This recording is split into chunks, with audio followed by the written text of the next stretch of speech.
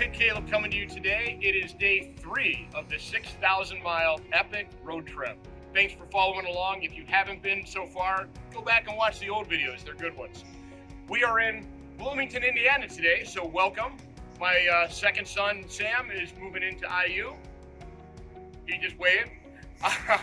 So today is going to be a lot of getting that stuff for the dorm, going to Target, the Container Store, Staples, picking up those straggly things. We're going to do a test run of walking from the dorm to his classrooms now that he has a schedule.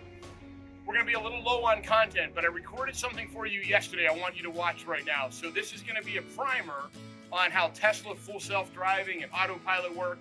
And if you're at all interested in those technologies, give it a whirl. I will see you tomorrow. Thanks for watching. I want to give some Tesla content today because I didn't really do that yesterday.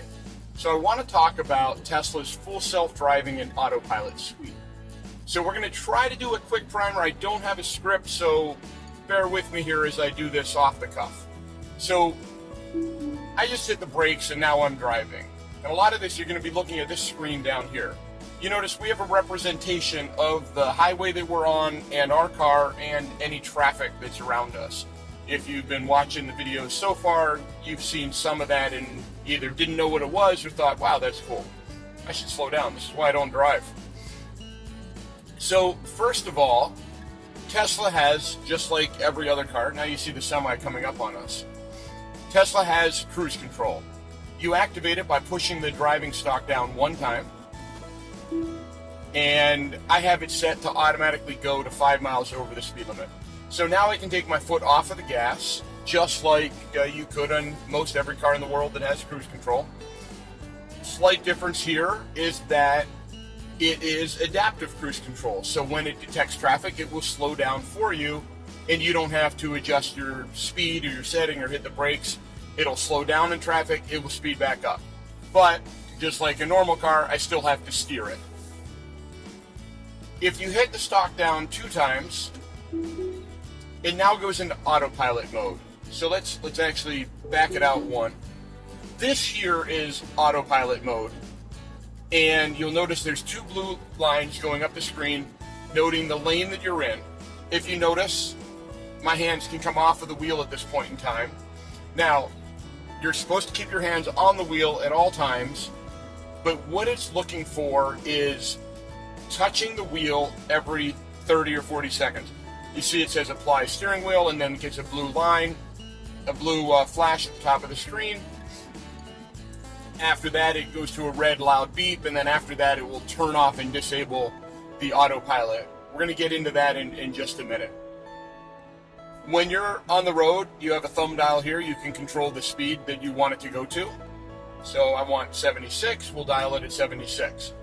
Just like the cruise control, it's going to maintain the speed, but now it's also going to maintain the lane on the highway. You see we have a car coming up on the left. Now if you watch this, there's a car on my left. I'm going to put my left turn signal on. And notice it's all red. So it's telling me, yeah, no, you can't do that. And autopilot will automatically change lanes. If I put my right turn signal on, hands off the wheel, the car is now changing lanes. Now we're going to go one step further. We're going to tap this button down here.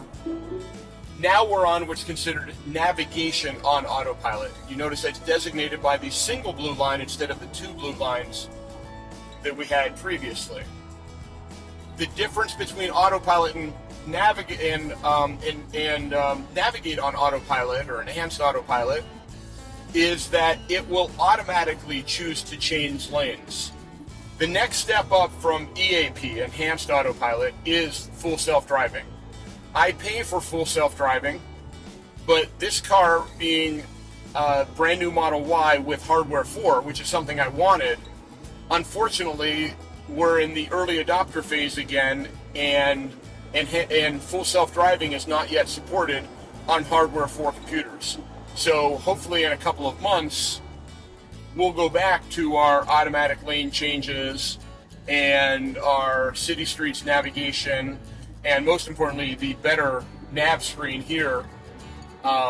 You're seeing this is the old hardware 3 version of the nav screen. It's not the updated FSD beta representation of the road, but still you get a great idea of how it's happening. Now let's go back to the nav screen. The rules are you hold on to the wheel at all times. I can put my hand on this wheel and it will still tell me my hand's on the wheel, and it says apply a slight turning force. So what it's the only way that it has to sense it doesn't have like, touch sensors on the steering wheel, is it's detecting torque on the steering wheel. So what most people do is you tend to just put your hand on your knee, put your thumb over here on the left or on the right, and you kind of get in this habit of like every 30 or 40 seconds just giving it the smallest of tugs, which in this video you're going to have the hardest time even seeing. The other thing you can do is you can touch the scroll wheels. So a lot of times, because I don't want to tug it, especially if I'm in traffic, because a lot of new people to full self-driving or autopilot, they put that weight on the wheel and they actually disengage it because they turn it too hard, is you can put the volume up and down. So a lot of times I'll just be driving like this and I just, volume up, volume down, whenever I'm listening, even if you're not listening, and it does it. When you're on this software, you're still obligated to pay attention to the road. It relieves a lot of stress because I don't have to look for the little things, right? I don't have to look for, am I driving in a generally okay thing? I can look way further down the road and just know, like, is there a dead deer in the middle of the road? Or is there some cross traffic that might be a problem for me? Something weird. I don't have to be concerned with the smaller things. And then here, as I'm approaching a semi, I'm gonna make sure my hand is on that wheel and ready to take over if something were to happen. Now that the pass is mostly complete and I'm comfortable that nothing weird's happening, I can go back and take my hand off a little bit. I don't know if you noticed, but the car actually moved over a little bit to the left in the lane while we did that action. But I'm not going to sit here like this the entire time, but I'm here at the ready. If anything were to happen, boom, I've got the wheel. When you're going around tighter turns, a lot of times, I'll have my hand loosely on the wheel. I'm not gripping and turning it, but I'll have my hand on the wheel, kind of simulating it so that if the car were to ever turn a little bit less or a little bit more than what I wanted it to do, what I expected it to do, then I'm there to take over immediately and not be in a bad situation. Right now on the highway, okay, so you see here, it's doing an automatic lane change, but now we're red, we have someone there. So this is the logic of it determined, hey, I should get out of this lane, and it's going to take care of everything on its own. So I'm always at the ready. On the highway, my feet are kind of curled up because I'm in a comfortable seating position. I'm just relaxing. I'm going to be here for another hour and 6 minutes. I'm going to move my feet wherever I want. When I'm in tighter traffic, I'm more sitting up and my feet are oftentimes hovering at or near the pedals to take over immediately should I need to. And oftentimes that might be accelerating to get through a situation, or accelerating and turning to get out of a lane, not hitting the brake on the highway. Of course, you rarely ever hit your brakes on the highway, right? To get out of the passing lane. So I have the software is configured. I have it disabled to exit the passing lane after completing a pass, because unfortunately on long road trips, what it will do is it'll go back and forth like every single car, and it's the most annoying thing in the world, and it's legitimately dangerous to be doing that, especially if you have cars following you. Yeah, you get in the passing lane and then you get back in the middle lane, and then 10 seconds later you get back in the passing lane. So this is where my belief that the marriage of full self-driving, Tesla AI, and my human abilities is the best driving combination out there. I believe that in a lot of places the car is a lot better driver than I am. It never gets fatigued, right? If it sees traffic in the side cameras, it's not going to make a lane change into cars. It will slam on the brakes if something weird happens. There's a car on my butt, so I'm gonna make this fast and get back out of here. It will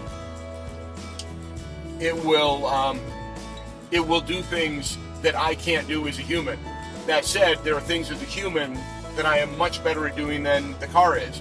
The cameras see a lot, but I can see things that it might not be able to detect. Human nature is something it can't understand as well as I do, as much as they program it at the end of the day. Now you notice she didn't immediately turn, she waited till we got a safe distance in front of that car, then came into the lane. As a human, I might have cut over early and rudely cut off that person and caused them some grief in road rage, right? But so I believe that I'm a better driver than the car. I believe that the car is a better driver than me, but I also then believe that the two of us together are 1,000 times safer than anyone else on this road today, unless you happen to be in another autonomous vehicle actively overseeing its operation. I can't go to sleep, but you know what I can do is I can, get a drink of water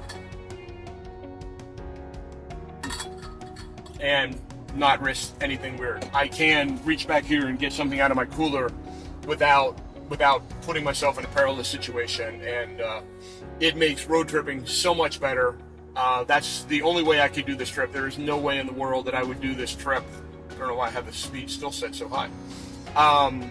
There's no way in the world that I would be undertaking a trip like this if I had to drive. The mental and the physical fatigue that I would go through would not be acceptable for me. So I hope you enjoyed this little primer on Tesla automated driving. Hopefully some of it was new to a lot of you, that you understand the process a little better and know that I'm running on hardware 4 and I don't even have all the features that I would love to demonstrate to you. We'll get to that after my trip. Hopefully in the next month or two we'll port that software from hardware 3 to hardware 4, and then it'll even be better than what I had in my Model 3. So have a great day. We'll talk to you in a little bit.